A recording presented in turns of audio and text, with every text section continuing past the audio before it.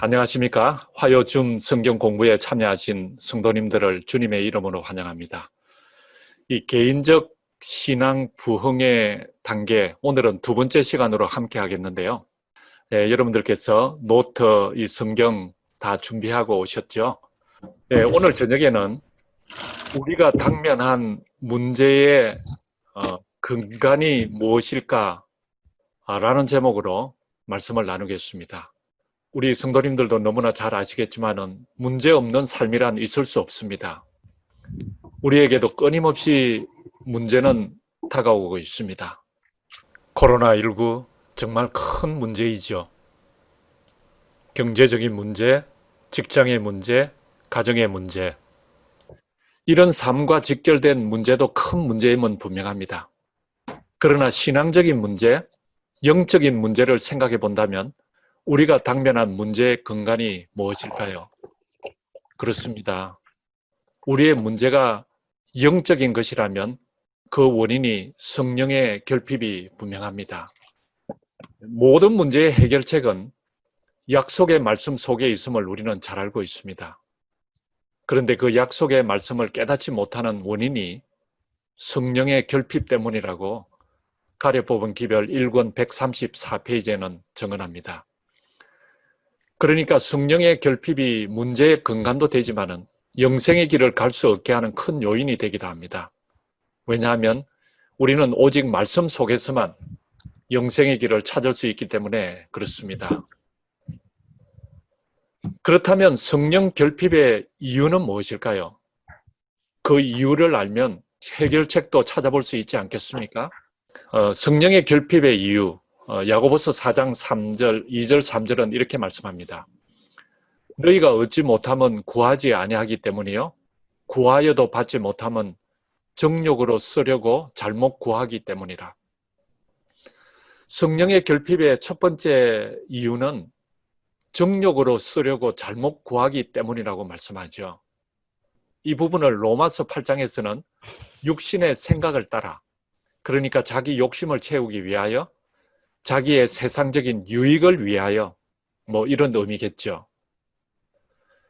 그래서 성령의 결핍이 되고, 두 번째 성령 결핍 이유가 다른 것은 많이 구하지만 성령을 간절히 구하지 않기 때문이라고 말씀합니다. 우리가 한번 생각해 볼 수 있겠죠? 지난 한 주간을 잠깐 돌아볼까요? 여러분들은 성령을 간구하는 기도를 얼마나 절실하게 드리셨는지요?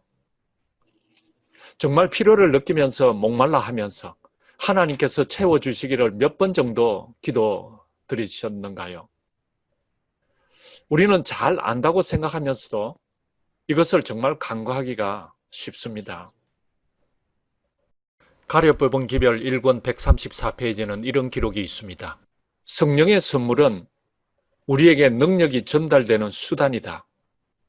그럼에도 불구하고 우리가 성령의 선물에 줄이고 목말라 하지 않는 이유가 무엇인가? 그러니까 그렇게 줄이고 목말라 하지 않는 사람들이 많이 있다는 전제하에 하는 질문이겠죠. 왜 우리는 그것에 대하여 말하고 그것을 위해 기도하고 그것에 관해 설교하지 않는가? 정말 그렇습니다. 성령의 선물에 줄이고 목말라하지 않는 다른 사람을 비유할 것이 아니라 내 자신을 볼 수 있습니다. 우리는 성령의 결핍을 직면하고 있습니다. 한 사람도 거기에 대해서 예외가 없습니다. 그렇다고 해서 우리의 사업과 업적이 허사라는 뜻이 아니죠. 우리에게는 훌륭한 기획과 프로그램들이 많이 있습니다. 주님께서 우리의 노력에 복 주신 것이 분명합니다. 하지만 성령님과 우리의 관계가 보다 밀접했다면 우리의 업적은 더욱 풍요로웠을 것이고 굳건한 신앙의 토대 위에 서서 작은 일에 흔들리지 않았을 것입니다. 우리에게는 지속적으로 반복하여 새롭게 성령으로 충만함을 받는 것이 절실하게 필요합니다. 이 책의 저자, 제가 여러분들에게 책을 이미 보여드렸는데요. 이 책입니다. 개인적 신앙 부흥의 단계.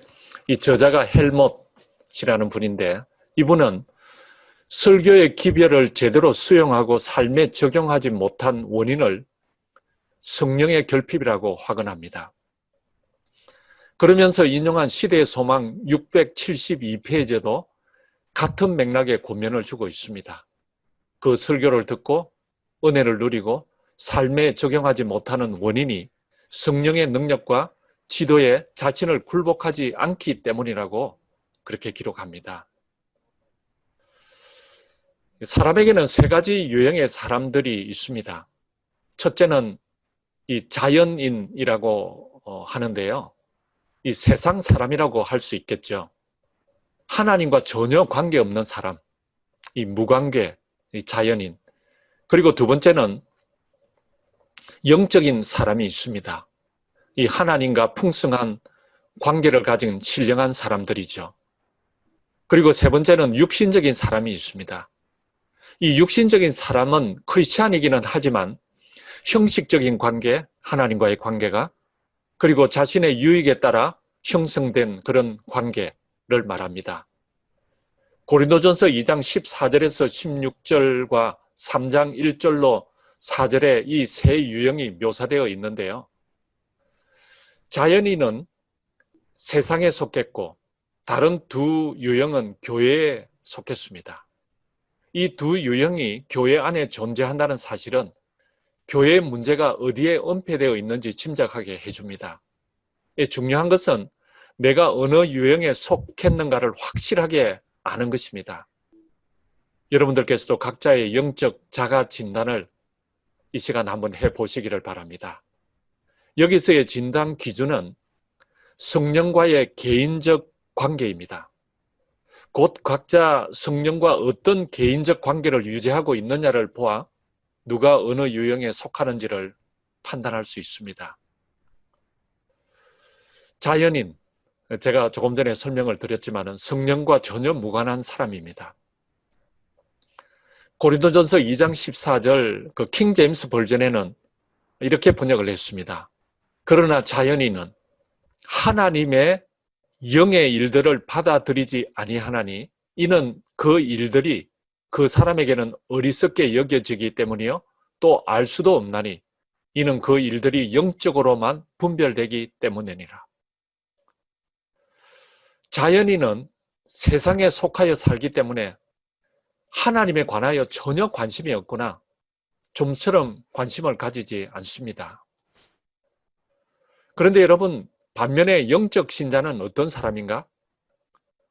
고린도전서 2장 15절에서 16절을 보면 이렇게 기록합니다. 영적인 사람은 모든 것을 판단하나 자신은 아무에게도 판단을 받지 아니하느니라.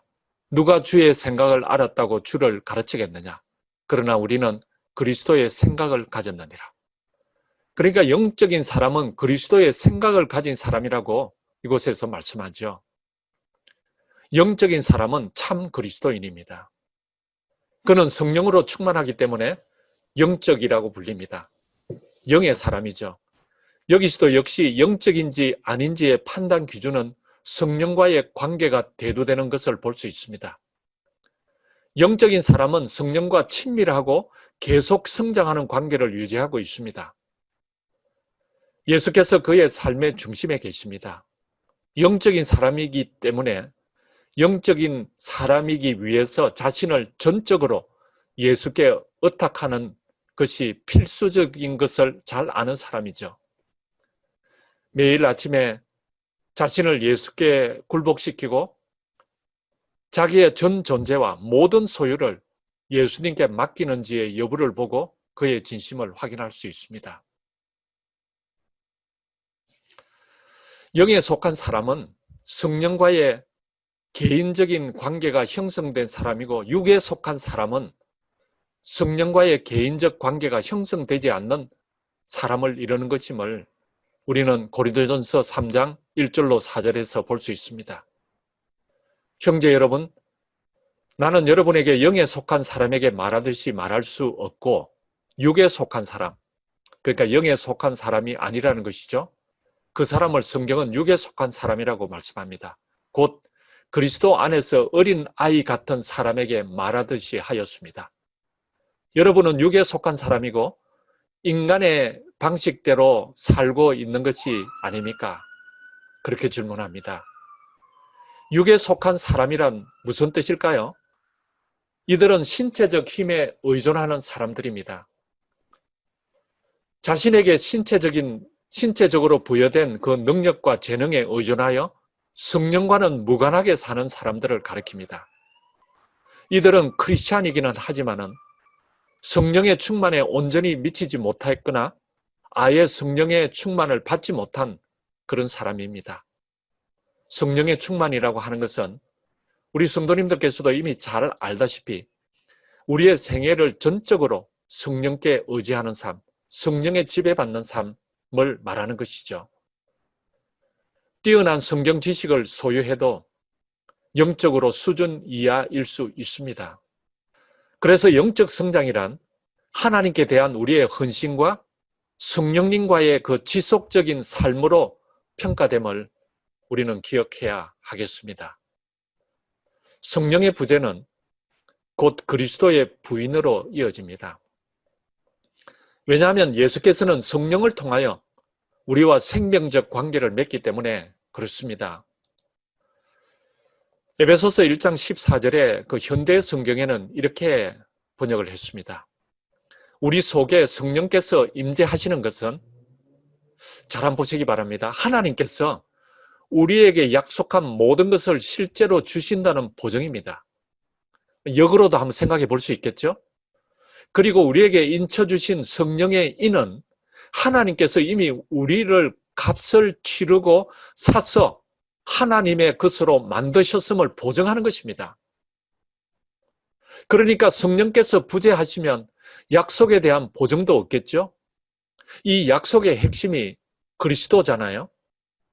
성령께서 부재하시면 그리스도의 십자가의 보혈로 하나님의 것이 되었음을 인정할 수도 없으니까 결국 그리스도를 부인하는 것으로 이어지게 됩니다. 우리 교단은 성경에 의거한 견고한 교리적 기반을 가지고 있습니다. 종교개혁자들이 외친 것처럼 오직 성경, 그러니까 솔라 스크립투라의 정신을 가지고 있습니다. 그것을 반증하는 것으로 많은 성도님들께서 현재 성경을 읽는 데 참여하고 있죠. 오직 성경. 그래서 우리의 종교적 신념이 강한 것은 당연합니다. 게다가 우리는 언제나 새 빛을 수락할 준비를 갖추고 있습니다. 어느 교파에서 어떤 성경의 진리를 찾아서 그것이 성경과 맞다면 우리는 충분히 수용할 준비를 가지고 있습니다. 우리는 진리를 믿는 백성이라는 확신과 긍지를 가지고 있습니다. 우리는 아는 것도 많고 그리고 옳고 그름도 잘 판단합니다. 그러나 어쩌면 바로 이런 것들이 우리의 육신적 문제를 식별하기 어렵게 만들지도 모르겠습니다. 그런 것에 가려서 성령의 임재를 우리가 제대로 생각하지 못하고 그리고 성령의 임재를 정말 갈급하지 못하는 그런 우를 범할 수 있다는 것이죠. 고린도전서 3장 3절에는 아직도 라는 단어가 사용된 것을 참으로 다행으로 여기게 됩니다. 너희는 아직도 육신에 속한 자로다. 그러니까 아직도 이 기간적인 것을 말하는 거잖아요. 이 말씀은 육신적 사람이 영적으로 변화될 가능성이 있다는 것을 암시합니다. 아무도 육신적 상태에 머물러 있을 필요가 없죠. 대부분의 육신적 그리스도인들은 부지중에 그런 영적 상태에 머물고 있으며 보다 나은 믿음의 경험에 들어가기를 갈망하고 있음을 저는 잘 알고 있습니다. 성경이 우리를 육신적 혹은 영적으로 분류한다는 것을 알아야 합니다. 그러므로 성경적 기준으로 사람을 헤아리는 게 옳을 뿐 아니라 자신의 유익을 위해서도 이것이 최선입니다. 하나님의 명쾌한 해설이 갈라디아서 6장에 나와 있습니다. 사람이 무엇으로 심든지 그대로 거두리라. 자기의 육체를 위하여 심는 자는 육체로부터 썩어질 것을 거두고, 여러분 정말 그렇죠? 성령을 위하여 심는 자는 성령으로부터 무엇을 거둔다고요? 영생을 거두리라. 육체를 위하여 심는 자는 반드시 육체로부터 썩어질 것을 거두고, 성령을 위하여 심는 자는 반드시 성령으로부터 영생을 거두게 될 것입니다. 이런 것을 구분하는 데 좋은 예화가 성경에 기록되어 있습니다. 우리 성도님들께서도 너무나 잘 아는 이 열처녀 비유에 대한 그런 교훈입니다.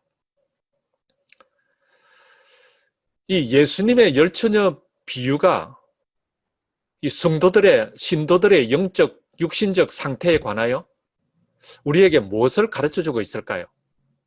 제가 먼저 공통점을 이렇게 좀 적었는데요. 한번 보시면 그들은 모두 처녀였습니다. 순결했다는 것이죠.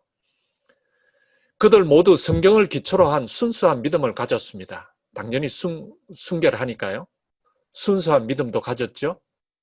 그 기초가 성경의 기초였죠. 그들 모두 등을 가졌습니다. 그들 모두 성경을 가졌습니다. 그들 모두 신랑을 맞으러 갑니다. 그들 모두 재림을 기다리고 있습니다. 신랑을 기다렸으니까요. 그런데 그들 모두 졸며 자고 있었습니다. 일상 삶을 살고 있었다는 것이죠. 잠을 안 자고 살 수는 없기 때문에 그렇습니다. 그들 모두는 외치는 소리에 깨어났습니다. 그러나 아무리 영적으로 이렇게 잠들어 있을지라도 외치는 소리가 들리면은 그들은 깨어날 수 있는 그런 사람들이었습니다. 그들 모두 등을 준비했습니다. 그들이 준비한 모든 등이 빛을 발했습니다. 왜냐하면 그 속에 기름이 있었기 때문에 그렇습니다. 그런데 이 문제는 마지막 것입니다. 그들 중 절반이 자기의 등이 꺼져감을 알아챘습니다.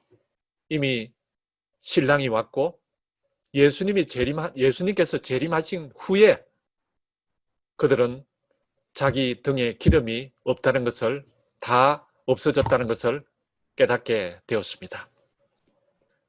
이들 모두 등을 준비했고 모든 등이 빛을 내고 있었습니다. 그러나 빛을 내면서 에너지가 필요했고 기름이 소모되어야 했습니다. 잠시 후에 그들 중 5이 자기가 들고 있던 등불이 꺼져가고 있음을 알았습니다. 미련한 처녀들의 등도 잠시 빛을 내고 있었던 것으로 미루어 그들도 성령의 은사를 어느 정도 받았음을 알 수 있습니다. 그러나 그것으로 충분치 않았습니다. 두 부류의 차이점은 그들이 가졌던 여분의 기름이었습니다. 5 미련한 처녀들이 돌아와 문을 열어달라고 했을 때 예수님의 대답은 내가 너희를 알지 못하노라 였습니다. 여분의 기름을 준비하기엔 이미 너무 늦은 것이죠. 닫힌 문은 다시 열리지 않았습니다.